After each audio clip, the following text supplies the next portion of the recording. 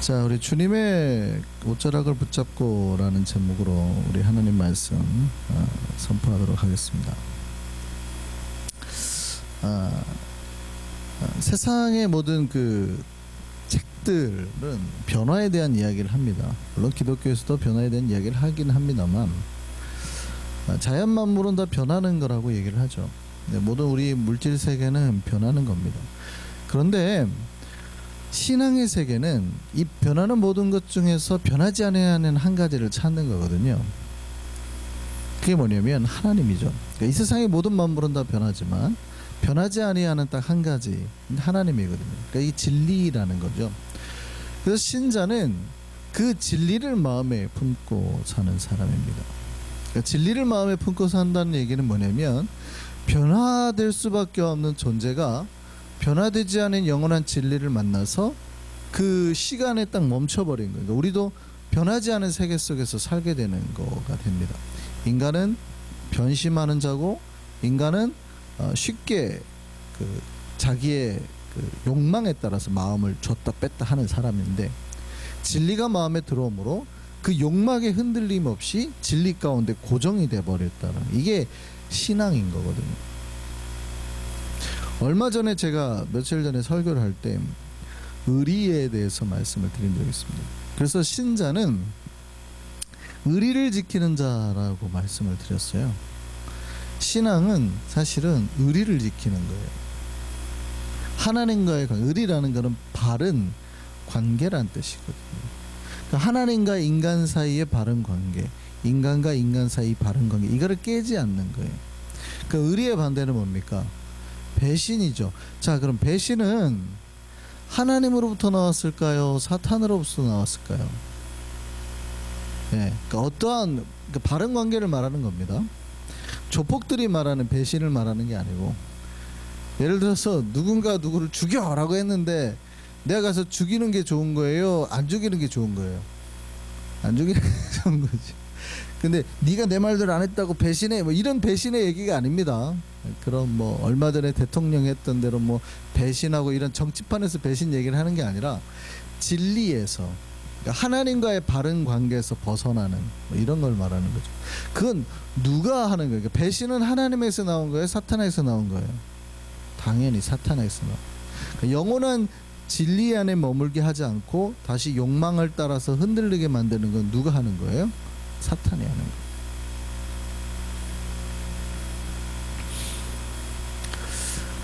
여러분, 배신은 그 의리의 반대말의 배신인데, 배신은 그러니까 관계를 깨는 거죠.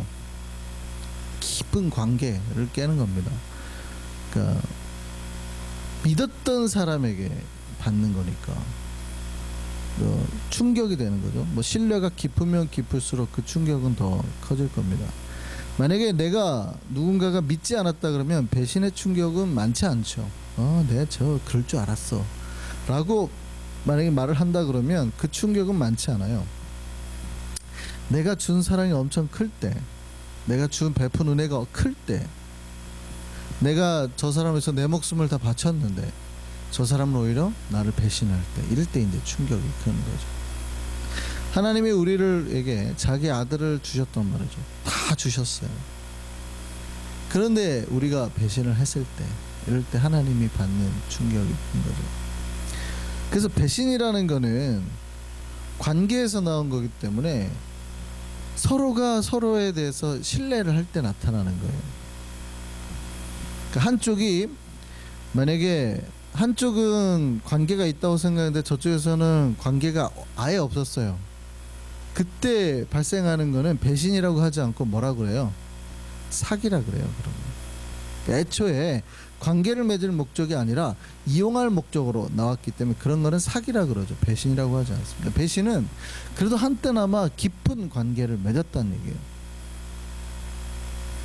깊은 세계를 경험했다 이 말이에요. 그 진리를 맛봤다는 얘기예요. 근데 진리를 맛본 사람이 다시금 흔들리는 세상으로 가버리는 거. 여러분, 신자는 뭐 하는 사람이냐면, 제 앞에 말씀드렸지만 흔들리지 않은 영원한 진리를 마음에 품고 거기에서 흔들리지 않도록 하는 사람들. 세상의 욕심이나 욕망이나 어떤 사탄의 유혹에 흔들리지 않고, 하나님의 진리가 들어왔을 때 의심하지 않고, 내가 믿음이 왔으면 이 믿음을 주님 부르신 저 천국까지 끝까지 가는 거예요. 물론 우리 삶에서 우리의 믿음이 흔들릴 때 있습니다. 그런 우리의 연약함을 우리가 부정하는 게 아니고, 그럼에도 불구하고 기도와 하나님께 간구함으로 우리의 믿음을 끝까지 지키고 가는 거예요. 배신은 누구의 역사라고요? 사탄의 역사예요. 그러니까 배신은 망조의 역사입니다. 배신이 들어오는 거는 이제 망하게 되는 징조들의 현상이거든요. 중국 그 당나라가 망할 때, 어느 나라든지 이제 나라가 그 기울기 시작하면 다 징조가 있어요. 그 징조 중에 뭐 하나가 뭐냐면 나라가 극도로 부패를 한다는 거예요. 특히 지도권은 돈, 권력 이거에 다 하고 다 가지려고 하고, 서로 그 백성들은 그 영향으로 인해서 수많은 경제적인 수탈, 세금 포탈 이를 다 당하는 거예요. 이게 망조되는 나라의 공통적인 현상이죠. 지도권들은 수많은 돈을 가지기 위해서 막 이렇게 뺏고, 백성들은 그 영향으로 너무나 많은 가난 속에서 보내게 되는 거죠. 중국 당나라가 망할 때도 똑같았습니다. 마지막에 왕들이 최악이었어요. 나라의 경제력은 바닥을 치는데요, 또 막 부패는 일어나죠. 곳곳에서는 반란이 일어났습니다. 이런 상황이 있는데도요, 왕들은 꿋꿋이 자기의 쾌락을 매일 즐겼어요. 매일 파티를 하고, 백성들은 먹을 게 없어 죽어가는데 매일 파티를 하고, 그리고 개인 재산을 불려나갔죠. 고려가 망할 때도 똑같았습니다. 고려가 망할 때도 당시 유행했던 말이 뭐냐면 입추의 여지가 없다. 입추의 여지가 없다. 우리가 막 어디 여행 어디 뭐 놀러 갔을 때 사람이 막 많으면 쓰는 말 아니에요. 입추의 여지가 없네. 와, 사람 많네. 이 말이잖아요. 입추라는 게 뭐냐면 송곳 하나 꽂을 공간이 없다는 뜻이거든요. 입추의 여지가 없다는 말이. 그게 언제 썼던 말이에요? 고려 말에 백성들이 자기 땅이 송곳 하나 꽂을 땅이 없었다는 뜻이에요. 그러니까 모든 권문세족 귀족이 다 땅을 가지고 있고, 백성들은 거의 땅을 가지고 있는 백성이 없었어요. 다 소장농으로 전락해버린 거예요. 노비화돼 버린 거죠. 그러니까 새로운 나라가 탄생하려면 이런 분위기가 생기는 거예요. 당나라도 그랬습니다. 근데 그때 당시 당나라를 지탱해 줬던 게 소금이었거든요. 소금. 근데 나라가 돈이 없으니까 백성들한테 세금을 걷어야 되니까 이 소금 하나로 모든 세금을 다 유지를 했어요. 그러니까 소금에 세금을 어마어마하게 붙이죠. 몇 배까지 올렸을까요? 30배. 그러니까 소금의 세금이 30배나 막 뛰어오르는 거예요. 그러니까 뭐가 성행할까요? 소금 밀매업이 성행하는 거예요. 그 다른 지역에서 이제 몰래 나라의 통로가 아닌 상인들이 개인 루트로 이제 소금을 들여오기 시작하는 거예요. 그래서 푸는 겁니다. 그랬더니 이 나라가 세금이 안 들어오니까 어떻게 하겠어요? 이 소금 밀매업자들을 다 잡아들이는 거죠. 그래서 소금 밀매업자들을 다 잡아들이는데 법을 세게 하니까 소금 밀매업을 하다가 잡히면 사형이다 이렇게 되는 거예요. 그러니까 이게 소금 밀매업이 이제 뚝 떨어지는 거예요. 소금 밀매업자들이 어떻게 해요? 자기 생존에 이제 위해가 되는 거 아니에요. 그러니까 이때부터 소금 밀매업자들이 반란을 일으키는 겁니다.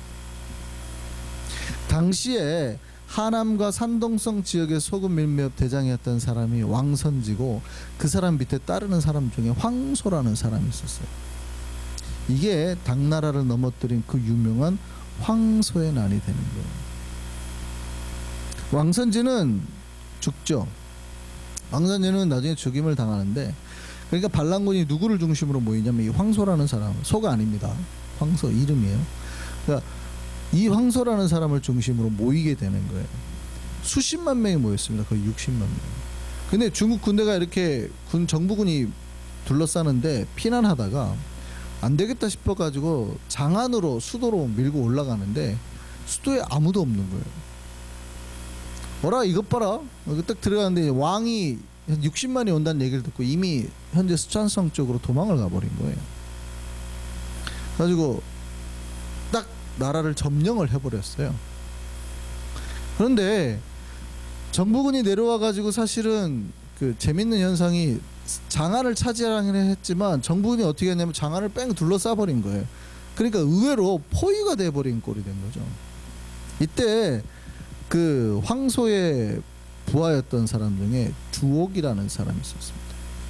황소가 이 주옥에게 군대를 줘가지고 관군을 격퇴하라고 보냅니다. 근데 이 주옥이 깔끔하게 황소를 배신해 버립니다. 군대를 데리고 그대로 관군에게 투항을 해버려요. 이걸로 나는 거의 평정이 돼버립니다. 3년을 버티다가 결국 황소는 자살을 해버리죠. 죽게 됩니다. 그러니까 왕의 입장에선 당시에 당대 희왕이라는 사람이 희왕이 황제였는데 여기가 그 주옥을 보니 공신 아니에요. 그러니까 이름을 바꿔줍니다. 너희 이제 주옥이라 하지 말고 이름을 전충이라고 해라. 온전할 전자에 충성 충자예요. 완벽하게 충성하는 자가 되어라. 그런데요, 여러분 한 번 배신한 사람이 또 배신할까요, 안 할까요?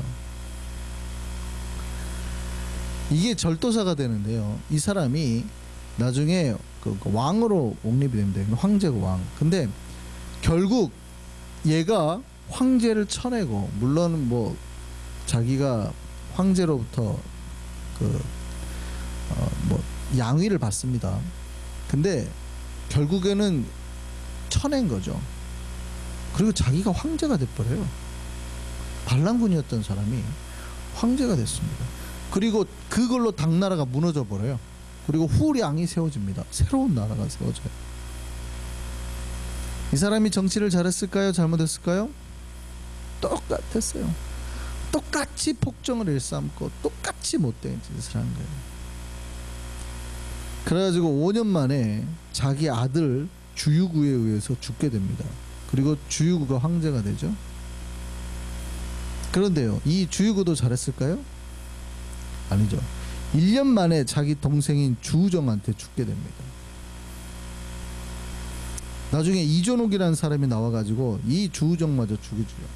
그러니까 후량이 세워진 지 14년 만에 나라가 하나 없어져 버려요. 그러니까 굉장히 독특하게 짧은 나라가 된 거죠. 14년 만에 한 나라가 사라져 버려요. 뭐가요? 배신을 하죠. 배신이 그래서 망조의 현상이에요. 신자는 뭐를 하지 않는 사람이냐면 우리 안에 들어오신 영원한 변하지 않냐는 진리를 왜곡하지 않고 변하지 않으려고 애쓰는 사람이에요. 배신은 사탄의 거예요. 망조의 거예요. 나라가 망하고 인간이 망하는 징조들이에요. 하나님은 배신할까요? 배신하지 않으실까요? 하나님은 배신할까요? 배신하지 않을까요? 배신하지 않아요. 하나님이 수준한테 그랬어요. I'll save you 했단 말이죠. Don't worry, I'll save you 했어요. 그래놓고 나중에 Sorry, 내가 잊어먹었어. I forgot it. Sorry 하고 수준을 이렇게 버려요? 그러지 않잖아요. 하나님은 자기가 프로미스 하셨으면 꼭 프로미스 해가지고 세이브 할 거라고요. 하나님은 배신하지 않아요. 배신은 인간의 것이에요. 그러니까 죄의 것이란 말이죠. 의심하고 변심하고 마음을 바꾸는 거는. 그러니까 신자는 뭐 해야 되냐면 우리 안에 있는 이 믿음이 왜곡되거나 꺾이지 않도록 꽉 지키고 있어야 돼요. 이게 경건 생활입니다.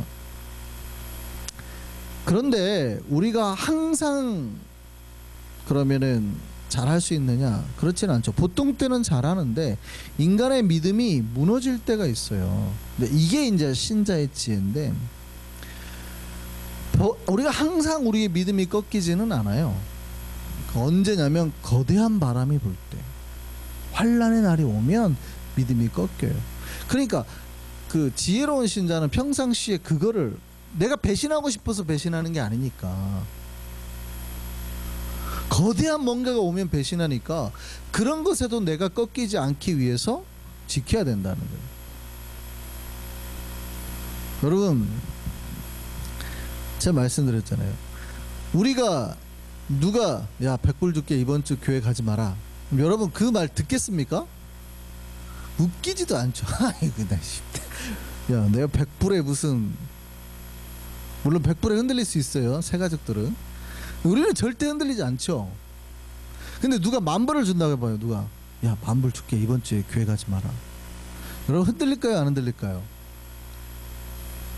그런 거에 갑자기 눈빛이 몇 분, 그런 거에 흔들릴 수 없다 이 말이죠. 근데 누가 100,000불을 준다고 그래요. 100,000불 줄게 이번 주 교회 가지 마라. 우리 마음이 흔들릴까요? 안 흔들릴까요? 그런 거에 흔들리실 분이 있을까요? 갑자기 눈을 못 맞으시. 근데 100,000불이면요. 그러니까 우리 믿음이라는 게, 신자는 경건을 연하는 거예요. 여러분 100불부터 계산해 보세요. 내가 몇 불쯤에 꺾이는가, 내 믿음이 어느 정도에서 꺾이는가를 계산을 해보세요. 이게 단련된 신자냐 아니냐예요. 내 믿음이 100불, 보통 누가 10불 20불에 꺾이겠습니까? 그러니까 내 믿음이 항상 꺾이지 않아요. 그런데 내 믿음을 꺾일 만한 거대한 파도가 오면 내가 잘 믿었단 말이죠. 하나님 앞에 영광도 보고 은혜도 보고 했는데 어느 순간 꺾일 때가 온단 말이에요. 그러니까 지혜로운 신자는 뭐 하는 거예요? 미리 트레이닝을 하는 거죠. 내가 어느 정도에도 절대 꺾이지 않을 만큼 계속 성장을 시켜놔야 돼요. 근데 그거 하지 않으면 믿음의 환란에 바람이 불어오면 이게 꺾이는 거예요. 방치하다가 큰 파도가 오면 쓸려가 버리는 거예요. 제가 최근에 노예 목사님들하고 얘기를 했는데, 우리 교회 옮기니까 우리 교회가 600만 불에 팔렸잖아요. 그러니까 이제 얘기를 하다가 한참 얘기를 하다가 그 얘기를 하는 거예요. 이게 뭐 여러 가지 얘기를 하다가 그래도 교회가 잘 이렇게 마무리가 돼 가고 있다 얘기를 하면서, 여러 가지 문제 없다 얘기를 하면서, 그거는 여러 가지 이유도 있겠지만 목사가 일불도 유용하거나 먹지 않았기 때문에 우리 교회가 이렇게 시끄럽지 않고 잘 가는 것 같다. 딱 그랬더니 노예 목사님 뭐라 그런지 아세요?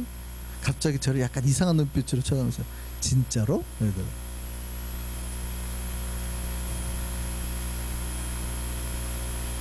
그러니까 돈 600만 불이 왔다 갔다 했는데 네가 진짜 1불도 안 먹었냐 이거예요. 야, 그러니까 그분들 생각 속에는 그 정도면은 대충 목사하고 장로하고 어떻게 해가지고 돈을 먹었을 거라고 생각을 하는 것 같아요. 와, 제가 그 이야기를 듣고 깜짝 놀란 거예요. 그렇구나. 다른 바깥에서 바라보는 사람, 물론 뭐 저도 그럴 수 있겠어요. 다른 교회가 그렇게 했다면은 뭐 뉴욕 분위기상 야 목사가 어느 정도 먹었을까 뭐 이런 추측은 할 수 있겠지만, 제가 그 얘기를 했더니 저랑 친한 목사님인데도 진짜로 그러더라고요.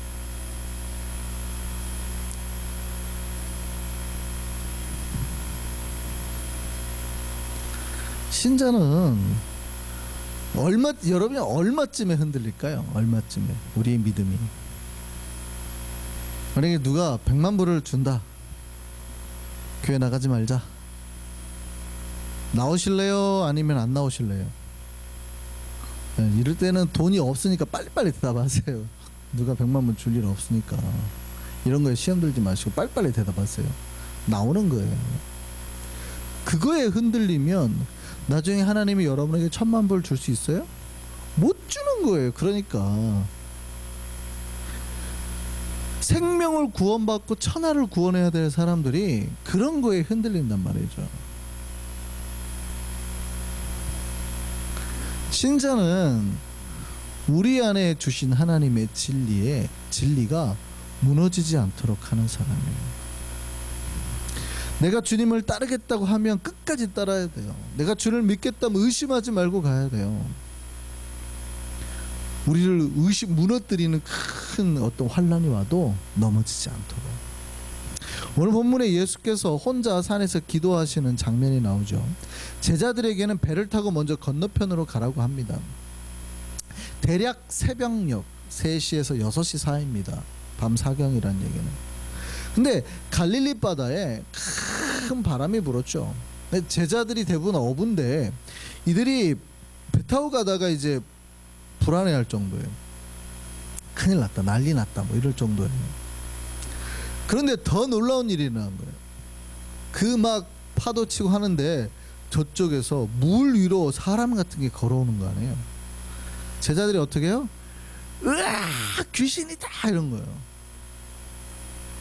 왜냐면 여러분 깜깜한, 지금은 이제 프레쉬가 있으니까 라이트 있잖아요. 뭐 비춰보기라도 하지만 옛날에는 등불이 없을 때니까, 깜깜할 때니까 뭔가 희끄만 물건이 나오면 난리가 나는 거 아니에요? 근데 물 위로 누가 이렇게 걸어오니까 막 다 놀란 거죠. 그냥 예수님 뭐래요? 나야, 나 걱정하지 마, 두려워하지 마 이랬단 말이죠.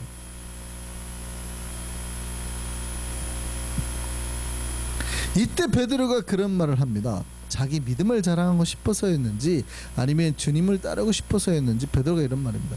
만약에 주님이시라면 나도 주님처럼 물 위를 걷게 해주세요 그랬단 말이죠. 내가 주님께 가게 해주세요 그랬더니 와, 컴 했어요. 베드로가 물 위를 걸었을까요, 안 걸었을까요? 이게 베드로가 물 위를 걸어요. 여러분, 내가 물 위를 걷는 경험을 한다고 생각해 보세요. 와, 베드로가 물 위를 걸었단 말이죠. 예수님처럼. 얼마 동안 걸었는지 모르지만 꽤 걸었던 것 같아요, 물 위를.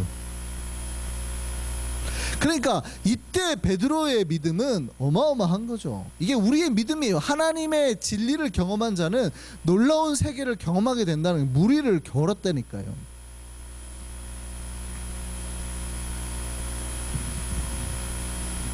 그런데 그 다음이에요.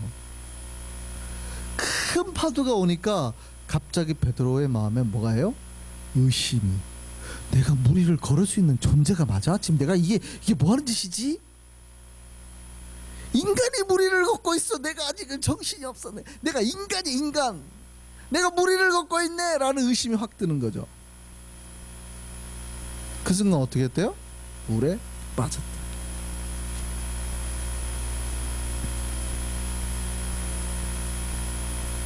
우리는 어떤 사람이, 우리가 구원 받는다면서요. 우리 하나님의 아들이라면서요. 영원한 당신의 백성이라면서요. 우리의 진리가 있다면서요. 그리고 그렇게 살았어요. 은혜를 경험했다니까요.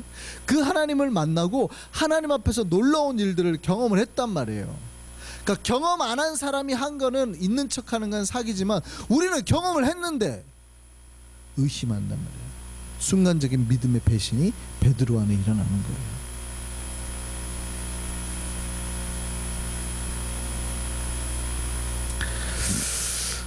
놀라운 거. 요즘 만약에 우리 믿음의 청년들 같으면 내가 물 위를 걸었다 그러면 아마 파도가 이렇게 왔으면 그 익스트림을 즐기니까 저 파도 위에서도 한번 내가 서핑을 해보고 싶다, 맨발로, 뭐 이런 생각을 했을 수 있는데 베드로는 그런 익스트림의 경험이 없어가지고 파도를 보더니 확 믿음의 물 시험에 들어버린 거죠. 예수님이 베드로에게 한 말을 보면은 그 이유를 알아요. 믿음이 작은 자여 왜 의심하였느냐. 예수께서 뭐라 그래요? 왜 의심하였느냐. 그 말은 이거예요. 왜 그 마음이, 네 마음이 순식간에 변했느냐, 변심했느냐 이 얘기예요. 너 물 위를 방금 걸었잖아. 그걸 경험해놓고도 왜 갑자기 그 마음이 변하는데.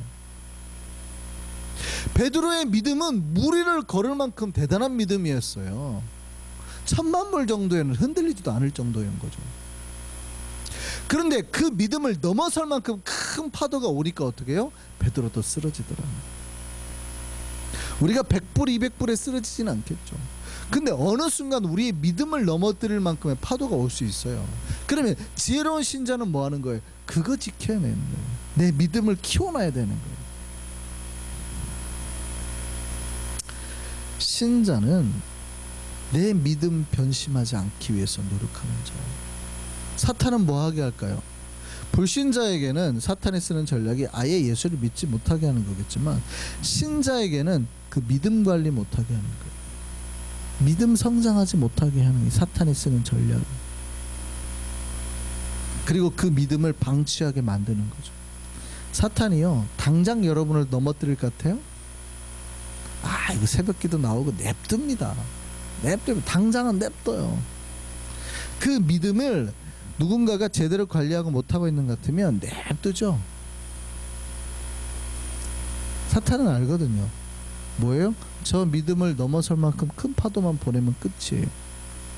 지금은 괜찮은 것 같지만 며칠 뒤에 우리의 믿음이 견딜 수 없을 만큼 큰 시련이 하나가 떡 와요. 끝나는 거예요. 그냥 물속에 빠져서 가는 거예요.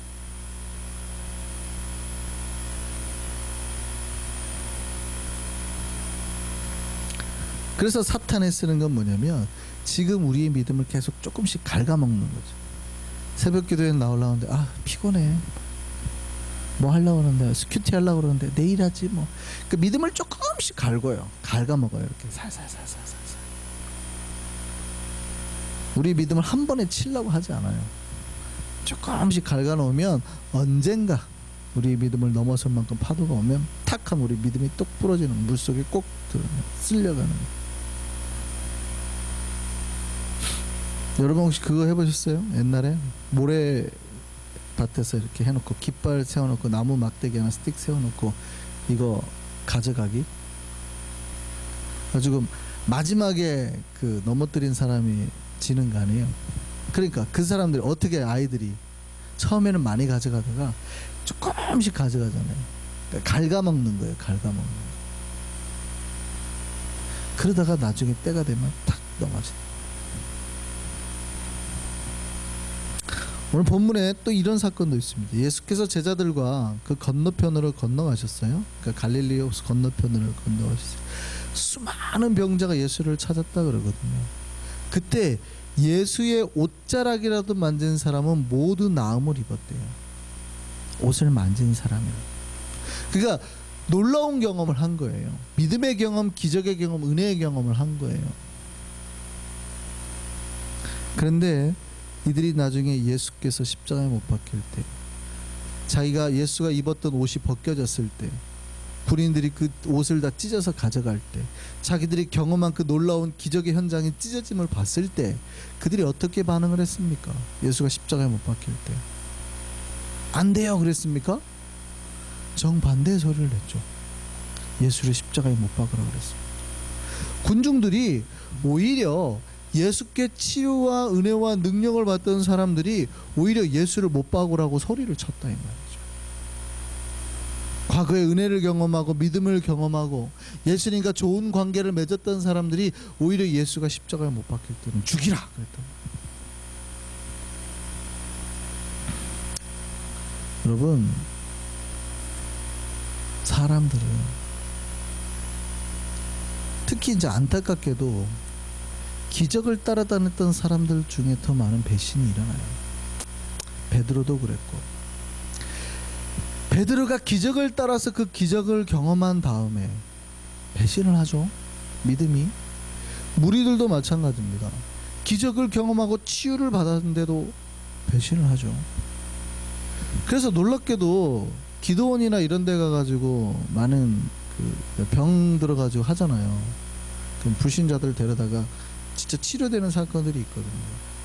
그들이 진짜 그 기적을 경험하고 신앙생활을 잘할까요? 아니면은 금방 마음이 변할까요?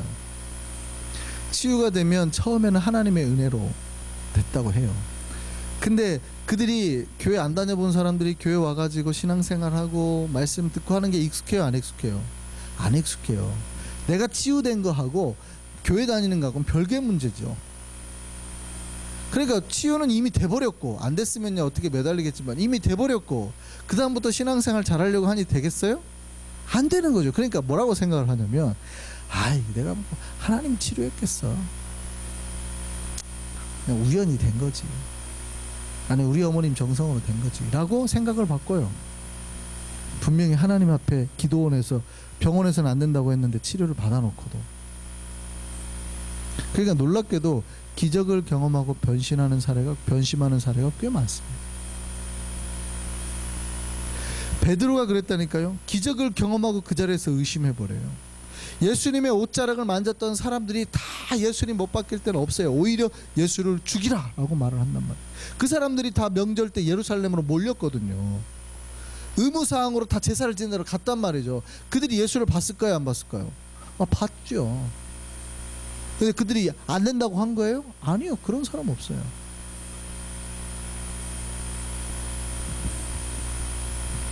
오히려 베드로가 나중에 오늘 김정기 집사님 말씀하셨지만 3,000명을 전도해내고 주의 사역에 감당하는 게 언제예요? 여러분, 기적을 경험하고가 아니라 성령을 받고 해요. 성령으로 변화되고 난 다음에 말씀으로 자기 내면을 지킨 사람들은 끝까지 예수의 증인이 되어서 순교를 하게 됩니다. 성령과 말씀으로 내 믿음이 지켜졌지 기적으로 지켜진 게 아니었어요. 그러니까 성령 받기 전에 수많은 예수의 기적을 경험했던 사람들은 다 배신을 했어요. 예수님 십자가에 못 박힐 때. 근데 성령 받고 난 다음에 사람들은 목숨을 오히려 걸어버리죠. 죽어버린단 말이죠. 저는 우리 삼성교회 YCM 또 한성의 백성들이 성령과 말씀으로 강한 믿음을 가지고 우리가 붙잡은 예수의 옷자락 끝까지 붙잡고 나가는 믿음의 백성 되기를 바랍니다. 우리의 믿음이 변하지 않도록 이걸 위해서 기도하며 성령과 말씀으로 굳게 주님 앞에 매달고 살아갈 수 있는 저와 여러분 됐으면 좋겠습니다. 기도하겠습니다.